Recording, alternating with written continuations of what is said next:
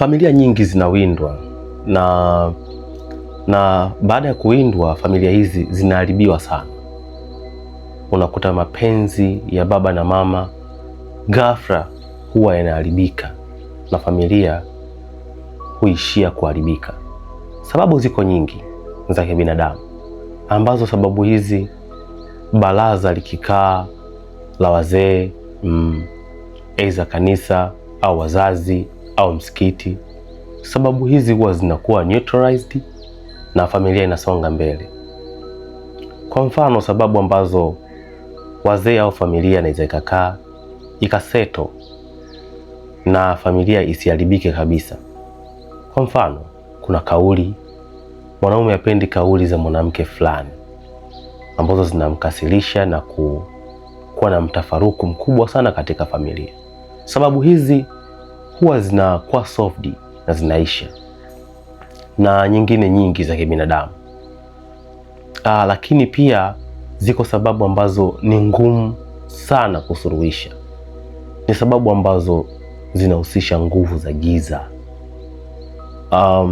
Labda tu kwa wanandoa, kama watakuwa wananisikia, wangejaribu kujiangalia mienendo yao, hasa wanaume. Maana wanaume wengi wamekuwa wakitekwa nje na wanawake wengine.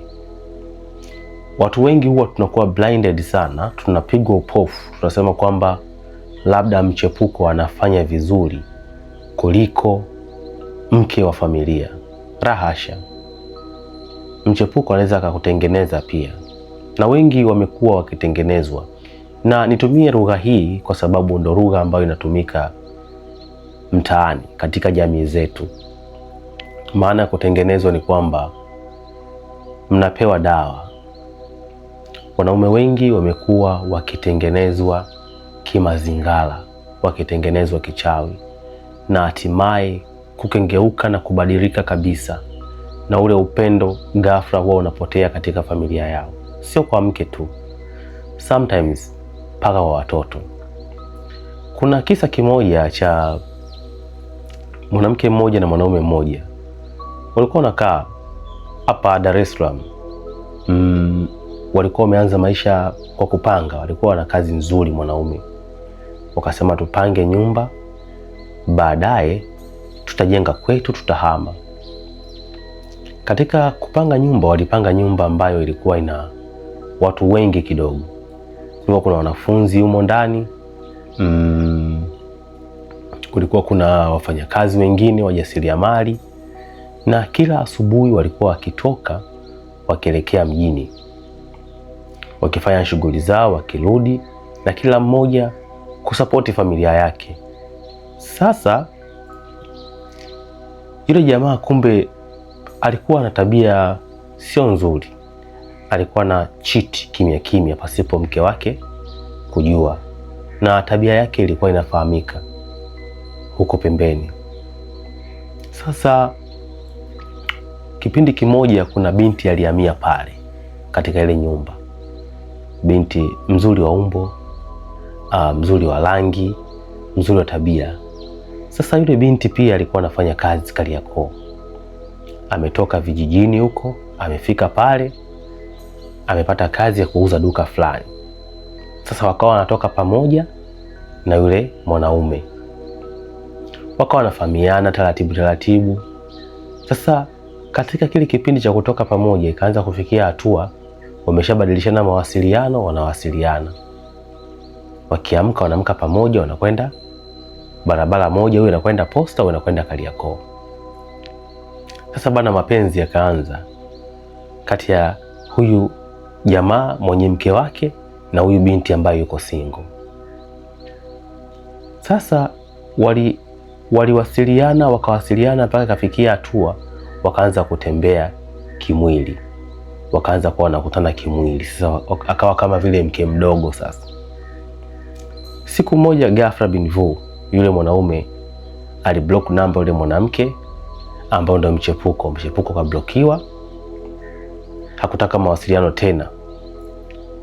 Yule mchepuko ulikasirika sana na uliapa kwamba nitamuonyesha, hawezi akanichezea afa kaniacha.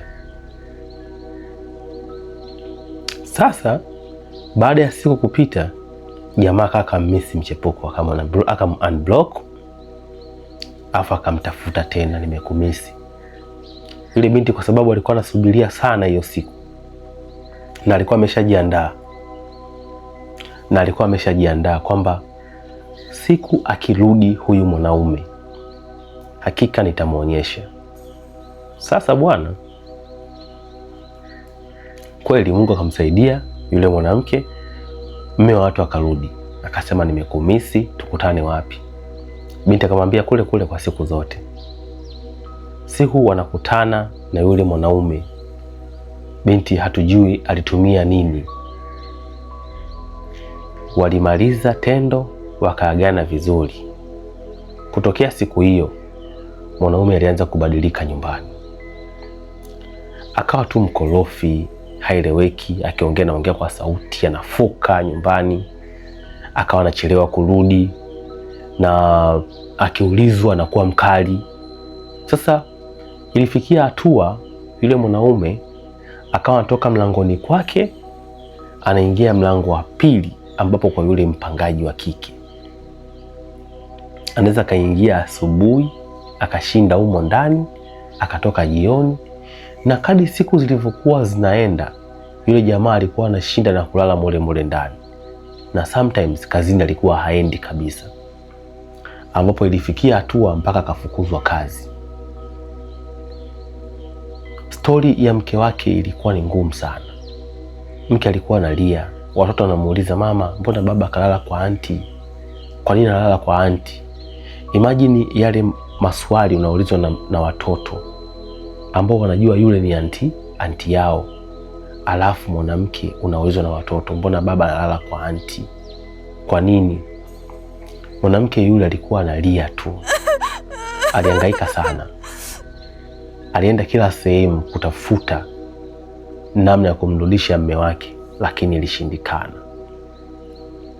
Ilifikia hatua yule mwanamke ambao ni mke wa yule jamaa alihama pale nyumbani. Alichukua yeye na familia yake wakarudi kwao. Unaweza ukaona kwamba kuna force kubwa sana nje ya familia, nje ya ndoa, ambayo inatafuta wanandoa. Sababu ni nini? Hii sababu ni ya kawaida ambayo imeshambulia ndoa na ndoa kuharibika.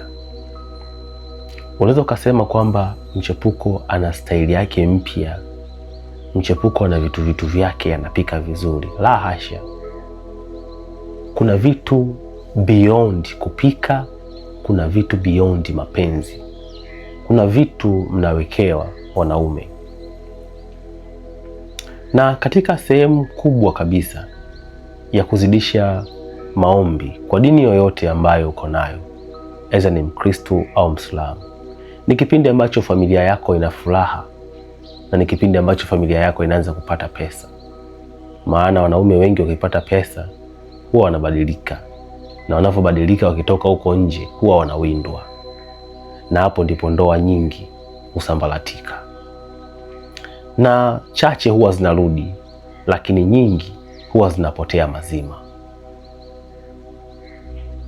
Huko nje kuna fosi kubwa sana ambayo inawinda ndoa nyingi kuharibika. Hakika usiposimama vizuri na kutumia common sense, ndoa zitaendelea kuharibika.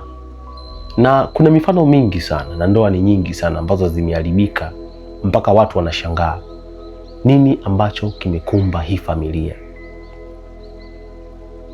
Pasipo maombi, hii nguvu ni kubwa sana ambayo inatafuta familia, na familia nyingi huwa zinakufa na haziinuki tena. Kuna kitu behind families.